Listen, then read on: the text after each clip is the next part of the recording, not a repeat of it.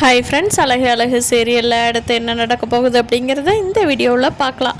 வாங்க வீடியோக்குள்ளே போகலாம். நம்ம கோமதி அம்மா இன்னும் ஒரு வாரம் இருந்தாங்கன்னா நம்ம மலருக்கே விடிவு காலம் வந்துடும் நினைக்கிறவங்க நம்ம வீடியோவை லைக் பண்ணிக்கோங்க. எல்லாத்துக்குமே இன்றைக்கி விருந்து அப்படிங்கிறதுனால தங்கராஜ் இந்த வீட்டுக்கு ஃபேமிலியோடு வந்திருக்காரு. வந்து எல்லோரும் சாப்பிட்டு முடிச்சுட்டு மாப்பிள்ளை கோயிலுக்கு போகலாமாங்க மாப்பிள்ளை அப்படின்னு சொல்லி பாக்கியராஜோட அப்பா கேட்குறாங்க. அதுக்கு தங்கராஜ் இருந்துட்டு போகலாங்க மாமா, எல்லோரும் ரெடியா, நான் என் காரில் வந்துடுறேன், நீங்களே எப்படி வந்துடுறீங்க, பஸ்ஸில் வந்துடுறீங்களா அப்படின்னு சொல்லி தங்கராஜ் கேட்குறாரு. அதுக்கு அவங்க மாமா ஆமாம் மாப்பிள்ள, இந்த எல்லாத்துக்குமே ஒரு பஸ்ஸு சொல்லிட்டோம்னா போய்க்கிறதுக்கு வசதியாக இருக்கும். மதியோட அம்மா அப்பாவும் இன்னும் கொஞ்சம் நேரத்தில் இங்கே வந்துடுவாங்க, அப்போது சீட்டெல்லாம் கரெக்டாக இருக்கும் மாப்பிள்ள, பஸ்ஸுலேயே வந்துக்கிறோம் நாங்கள் அப்படின்னு சொல்கிறாங்க. இப்போது மலரோட அம்மாவும் தம்பியும் வேகமாக வீட்டுக்குள்ளே வர்றாங்க. அதை பார்த்த தங்கராஜுக்கு முகமெல்லாம் மாறி போயிடுது.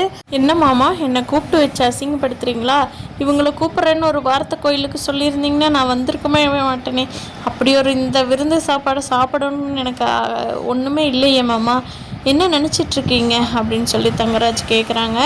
அப்போது சுரேஷ் வந்து மாமா ஒரு நிமிஷம் என் கூட வாங்கலை, நம்ம வீட்டுக்கு கெஸ்ட்டாக வந்திருக்காங்களே கோமதியம்மா, அவங்க தான் எல்லா சம்மந்தியும் கூப்பிடணும், நான் எல்லாத்துக்குமே விருந்து வைக்கிறேன், வெஸ்ட்டு கோயிலுக்கு போய்க்கலாம் அப்படின்னு சொல்லிட்டாங்க மாமா. அதனால தான் அம்மா அப்பா அம்மாலாம் அவாய்ட் பண்ண முடியல. உங்களை பற்றி தெரியாதா அம்மா அப்பாவுக்கு, அவங்க அவாய்ட் பண்ணுவாங்களா, நீங்கள் இல்லாமல் பண்ணுவாங்களா மாமா, நீங்களே யோசிச்சு பாருங்கள். என்னடா சுரேஷ் இப்போல்லாம் போகிற போக்கு சரியில்லை, நீ கூட மாறிக்கிட்டு வர்றடா அப்படிங்கிறாங்க மாமா. நான் என்றைக்குமே மாற மாட்டேன் மாமா, இப்போல்லாம் கொஞ்சம் ஒர்க் ஜாஸ்தி, நீங்களே வந்து வேணா ஸ்டேஷனில் பாருங்க மாமா, போட்டு பயங்கரமாக ப்ரெஷர் கொடுக்குறாங்க அப்படிங்கிறாங்க. அப்படியேடா சொல்கிற அப்படிங்கிறாங்க. ஆமாங்க மாமா அப்படின்னு சொல்கிறாரு சுரேஷ். சரின்னு எல்லோரும் கோயிலுக்கு கிளம்பி போகிறாங்க. அப்போ தங்கராஜ் தனியாக வர்றாரு. ரேவதி இருந்துக்கிட்டு எங்கே நான் அந்த பஸ்லேயே வந்துடட்டுமாங்க, நீங்கள் காரில் வந்துக்கிறீங்களா அப்படிங்கிறாங்க. என்ன, நான் எதாவது பேய் இது பக்கத்தில் குறை வச்சு பேசிட்டு போகிறதா, எங்கே போகிற, எங்கள் கூட வர்றதில்ல, அங்கே சுத்த இங்கே சுத்த, புருஷன் விட்டுட்டு எப்போ போகலான்னு ரெடியாக இருக்கிற ரேவதி, இதெல்லாம் குடும்ப பொண்ணுக்கு அழகே இல்லை ரேவதி அப்படின்னு சொல்லி தங்கராஜ் சொல்கிறாரு. நீங்கள் வர்ற அப்படின்னு சொல்லிட்டு ரேவதி தலையில் அடிச்சுக்கிட்டு போயிடுறாங்க.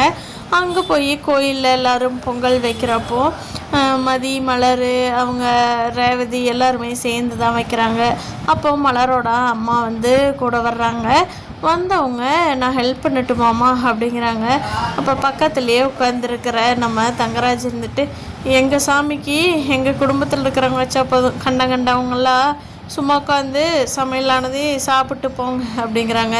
யாருமே எதுவுமே பேசலை. அது கோமதியமாக இருந்துக்கிட்டு என்ன தம்பி, நம்மளே கூப்பிட்டு இப்படி சொல்லலாமா, சொல்லுங்கள் பாருங்கள் அவங்க சங்கடப்படுறாங்கல்ல அப்படின்னு சொல்கிறாங்க.